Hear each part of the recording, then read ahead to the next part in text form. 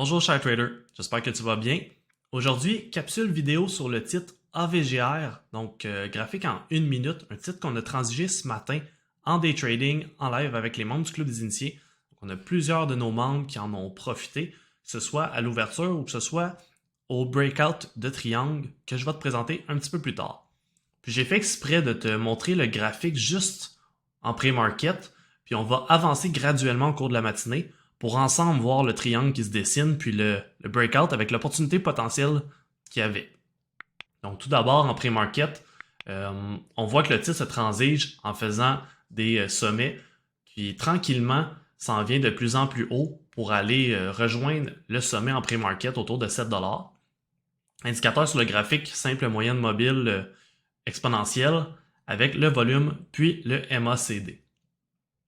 Donc, on a quelques membres qui ont profité du titre à l'ouverture. On peut voir que ça rouvre très fort avec beaucoup de volume, puis on dépasse rapidement la petite résistance qui est au niveau de 6,30, 6,40 pour aller se diriger vers le 7 $, comme je mentionnais précédemment. Donc, on a quelques membres qui en ont profité à ce moment-là. Puis après ça, on va regarder ensemble le titre qui progresse tranquillement. Donc, sommet autour de 7 $ et 6 qui est dépassé à l'ouverture après quelques minutes. Donc, évidemment, quand on est rendu déjà à cette hauteur-là, on atteint le 7 $, c'est peut-être plus le moment de rentrer parce que là, on s'en vient un petit peu tard. Si on pense à notre stop-loss qu'on veut mettre en dessous du support, ben on se retrouve à mettre un stop-loss en bas de 6 $, tandis qu'on rentre, admettons, à 7 $, donc ça fait un gros écart, un gros risque. Donc, bien important de prendre ça en considération quand on veut prendre position. On continue la matinée, le titre qui progresse, puis on voit déjà après quelques minutes qu'il semble pas vouloir pousser plus haut que le 7 $ et 17, mais finalement qui décide quand même d'aller faire un nouveau sommet un peu plus haut. Puis là, c'est à ce moment-là que la petite consolidation débute. Là, je vais avancer tranquillement. Oh! Donc, qu'est-ce qu'on voit là? Je fais comme si on était en live le matin. Donc, graphique 1 minute, on voit qu'il y a peut-être un petit support qui est en train de se former autour de 6,65. Bougie verte qui se forme. Donc là, on commence à surveiller le titre. Est-ce qu'il va remonter pour aller se diriger vers notre sommet à 7,47? On avance pour le savoir. Donc, deuxième belle bougie verte. Ça aurait pu être intéressant à ce moment-là. Par contre, qu'est-ce qu'on voit? C'est que le titre, un peu plus tard, replie rapidement, donc ne vient pas faire un nouveau sommet plus haut que le précédent. On continue d'avancer. Titre qui vient briser le support, donc on avait un support ici autour de 6,65. C'est le support qui vient d'être brisé. Après ça, on continue. Titre qui vient remonter juste au-dessus de la moyenne mobile, un niveau d'à peu près 6,35, donc une petite résistance qu'il y avait justement en pré-market qui devient un support. Et le titre qui repart à la hausse. Par contre, on n'a pas beaucoup de volume. Bon, ça repart à la hausse. Augmentation du volume qu'on peut voir ici, dans le bas. On vient faire une tentative de rejoindre en fait la petite zone de résistance qu'on avait ici autour de 7,15 qui avait été atteinte à quelques reprises par les mèches. Puis on vient se rendre à ce niveau-là. Puis par contre, ça corrige juste après. Donc c'est un faux breakout qu'on peut dire. On continue notre matinée. On a le titre qui vient consolider encore une fois autour de 6,60. Puis là, si on regarde au fur et à mesure que ça avance, donc le titre qui descend tranquillement, donc les sommets sont de moins en moins hauts, mais par contre les creux sont de plus en plus hauts. Donc ce qu'on peut voir, c'est qu'il y a un triangle qui est en train de se former. Donc, on va tracer nos lignes ensemble.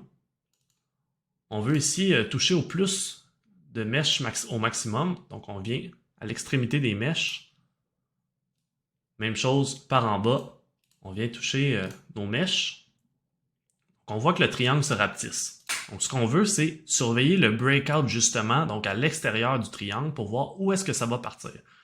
Là, étant donné qu'on a une tendance haussière, donc le prix qui monte tranquillement, pas vite, graduellement depuis le pré-market, on devrait avoir un breakout à la hausse. Donc, 2 fois sur 3, environ 70% du temps, ça va être un breakout à la hausse quand on a justement un flag comme ça, dans une tendance haussière.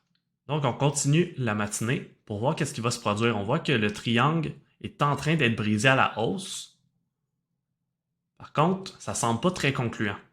Donc, on continue à suivre la matinée. Puis là, encore une fois, j'ai pris je vous montre le graphique, on se base vraiment sur le graphique. Dépendamment des indicateurs que vous utilisez, de votre stratégie aussi, ça peut être différent. Donc peut-être que vous prendriez position ici, peut-être un petit peu plus tard.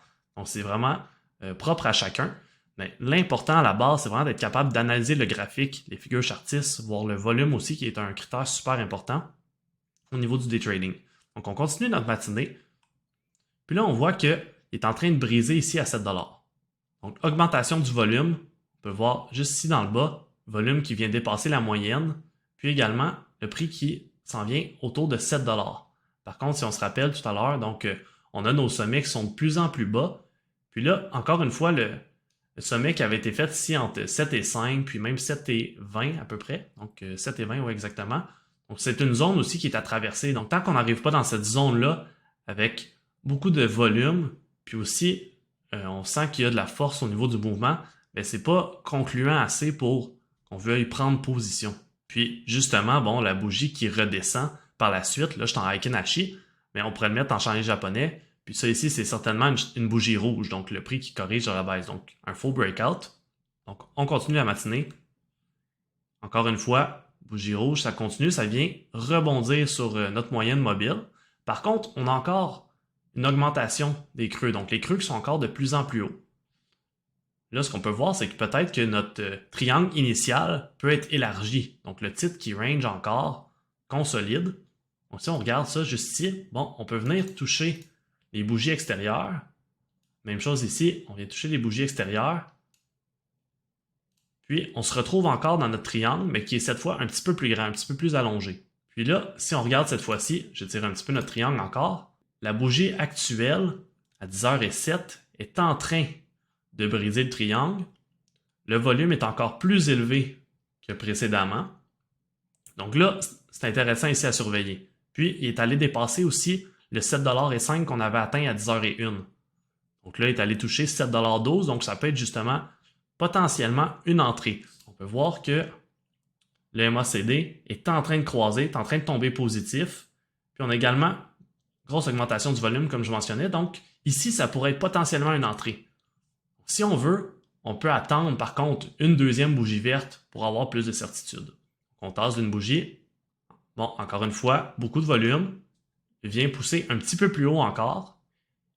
Et là, à ce moment-là, ça pourrait être justement un moment pour rentrer parce qu'on a clairement la bougie qui est fermée à l'extérieur de la figure chartiste. Puis si on continue, qu'est-ce qui se passe justement pour voir? Le titre ne décolle pas encore tout de suite, mais le volume est encore élevé. Puis là, par la suite, on a les bougies qui viennent nous confirmer, donc augmentation du volume, le MACD qui continue à augmenter. Et après ça, ben, ça part, on a le breakout de la figure chartiste du triangle. Maintenant, pour notre prise de profit, on peut regarder justement la résistance précédente. Donc, la bougie de 9h35 se met à 7,47 $. Ça peut être justement un endroit où prendre des profits. Donc, on peut se mettre une petite ligne ici. À ce niveau de prix-là, qui peut être un endroit pour prendre des profits. Si on est un trader qui aime prendre un peu plus de risques, on peut faire une sortie partielle. Donc, on peut venir sortir seulement 50% de notre position à cette résistance-là, puis laisser aller le reste de nos profits. Donc, je vais l'enlever juste pour qu'on puisse voir le graphique quand même. C'est quoi l'autre façon de venir calculer une prise de profit potentielle sur un breakout de triangle symétrique comme ça? C'est avec la longueur de la base. Je vais le mettre dans une autre couleur pour qu'on puisse le voir. On va le mettre en rose comme ça. Donc, la longueur de la base du triangle peut être ajoutée au breakout pour calculer un profit potentiel. Donc ici, autour de 6,10 $ à peu près, puis ça va jusqu'à 7,40 $, environ 45 $. Donc on peut ajouter 1,30 $ à notre breakout. Donc on va faire un copier-coller qu'on vient mettre à notre breakout à 7 $. Et ça nous donne justement 8,33 $ comme cible à atteindre pour notre profit. Donc on peut voir à 10h16 que le prix de AVGR a atteint justement le 8,33 $, qui aurait été notre cible potentielle de profit. Donc, une fois qu'on a atteint le 7,47 $, on prend 50% de profit, on monte notre stop à break-even, Puis après ça, le reste de notre position, c'est comme une trade gratuite. Donc on laisse le titre aller pour potentiellement aller chercher notre 8,33 approximativement, selon notre entrée, puis selon comment on calcule, mais autour de 8,30, 8,40, ce qui nous donnerait la longueur de la base du triangle comme prise de profit. Si vous avez aimé la capsule, laissez un j'aime, puis n'hésitez pas à nous laisser vos impressions, ou si vous avez des questions, ça va nous faire plaisir d'y répondre, puis surtout, abonnez-vous à la chaîne YouTube, et on se revoit dans une prochaine capsule. À la prochaine!